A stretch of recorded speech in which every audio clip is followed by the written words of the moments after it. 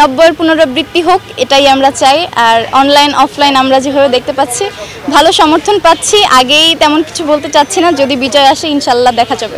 Vote দিবে দেখেন, আমরা ঢাকা বিশ্ববিদ্যালয়ে যারা আছি, ঢাকা বিশ্ববিদ্যালয় আমাদের প্রাণের ক্যাম্পাস, আমাদের স্বপ্নের ঢাবি। তেমনি ঢাবিতে আসার পরে প্রত্যেকটা স্টুডেন্ট না হোক, বেশিরভাগেরই হয় ডাকসু তাদের অনেক ভালোবাসার একটা জিনিস হয়ে দাঁড়ায়। ডাকসু তেমন আমার কাছে অনেক অনেক মানে অনেক ভরসার একটা জায়গা, প্লাস স্বপ্নের একটা বিষয়। এতদিন পরে আমি 2 বছর হয়েছে এসেছি ক্যাম্পাসে, বাট ডাকসু আমি পাইনি।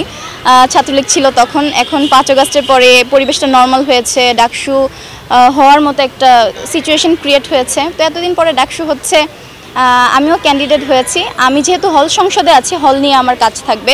নারীদের নিয়ে ছাত্রদল সবসময় কনসার্ন, তারা সবসময় চায় নারীদের এঙ্গেজমেন্ট, এবং আমরা যারা নারী নেত্রী আছি তারাও আমরা সবসময় চাইবো নারীরা যেন কোনো বুলিংয়ের শিকার না হয়, এবং সেই বুলিংয়ের শিকার হলে আমরা খুব দ্রুততম সময়ের মধ্যে স্টেপ নেওয়ার চেষ্টা করি। তো আমরা বিজয়ী হলে অবশ্যই আমরা এই বিষয়গুলো দেখব।